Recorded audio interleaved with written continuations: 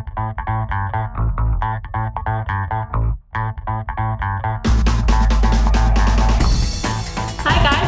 back to my Fit for Life YouTube. I'm Kat Spangler, owner of Eat and Run Fitness. Thank you so much for watching today. We're going to continue on my journey with health. This is the last one specifically about me. This is about my journey with Hashimoto's, which is an autoimmune disease where my body basically attacks my thyroid gland. So when I was younger, starting around 10 years old, I started dealing with some really weird symptoms that didn't seem right for somebody who ate as healthy as I did. I dealt with really horrible fatigue for years. I dealt with acne, far beyond the years that one should fight acne.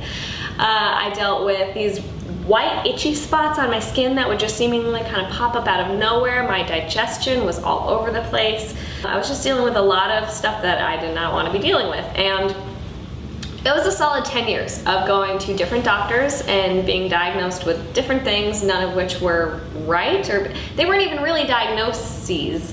That's a word. For example, I had one doctor who just kind of tossed it up to IBS, which was my digestive stuff, and he was like, here's this cholesterol pill. A side effect is that it'll help with your digestion.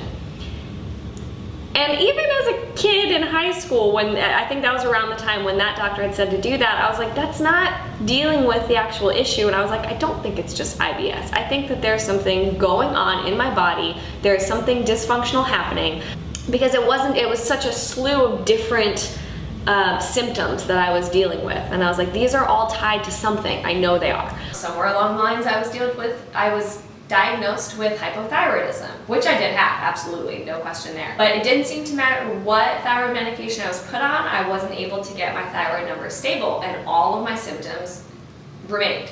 I remember I would get 10 hours of sleep and I would still be falling asleep in my classes.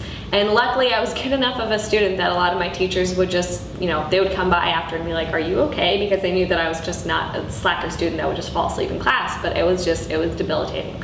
And so finally, when I went to health coaching school, when I went to Institute for Integrated Nutrition to become a health coach, I started learning about Candida, which is basically a fungus that exists in all of our guts. We all have Candida in our guts, but when you eat too many carbs and sugars, it can overgrow, because that's basically the food that it feeds on. And for me, I grew up in a household where we had pretzels quite often, and I would have, treats here and there, and we talked in my last episode about how I would have kind of some sugar binges at night, and that definitely didn't help. And it didn't help that I would get sick really often, all growing up, where I was constantly on antibiotics, and that's another thing that can lead to Candida overgrowth.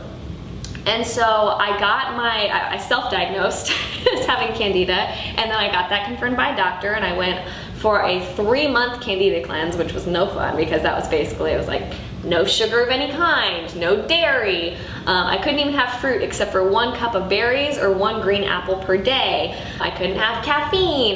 There was a whole long list of stuff that I could not have. And I'll go into, I'll make a video for you guys about how to get rid of Candida, or how I got rid of Candida in the future. But it was through that same doctor, who happened to be a holistic MD. He did some other tests on me beyond the Candida, and he came back and he was like, you don't just have hypothyroidism, you have Hashimoto's.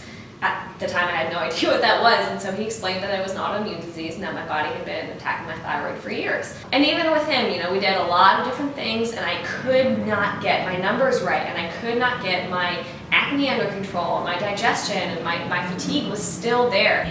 And it's funny, because I think it's and I preach this to my clients all the time now, it's so important to listen to your body and to listen to your instincts.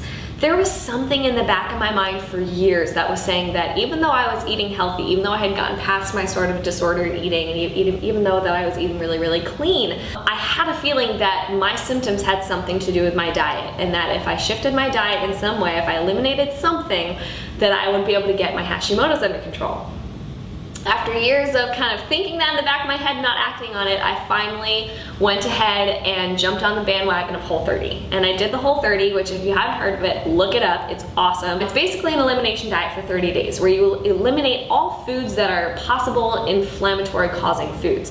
So you get rid of legumes, dairy, all sugar, all sugar, all added sugar. and I'm trying to think, grains of any kind, you can't have that. There's a lot. It's a very limiting diet. But what you're doing is you're trying to figure out what your body is responding negatively to. So you basically go through the 30 days of not having a single bite of all this list of foods, and then you add in one food at a time. So for example, I added gluten back in, and then you go back for 2 days on the whole 30. And you see if you have a reaction. Then you add dairy back in and go back to whole 30 for 2 days, see if you have a reaction.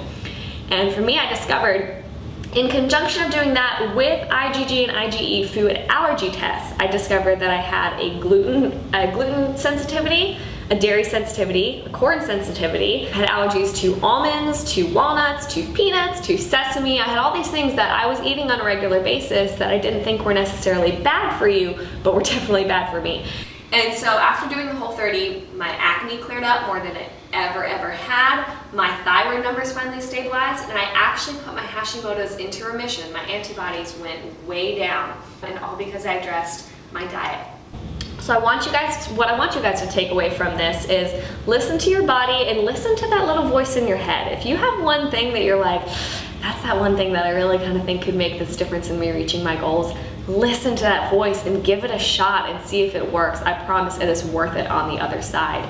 So thank you again so much for listening. Next video is going to be a little bit more informative for you guys. It's going to be about meal prep and some different options for you based on your lifestyle. Make sure you follow me on Instagram, Eat and Run Fitness.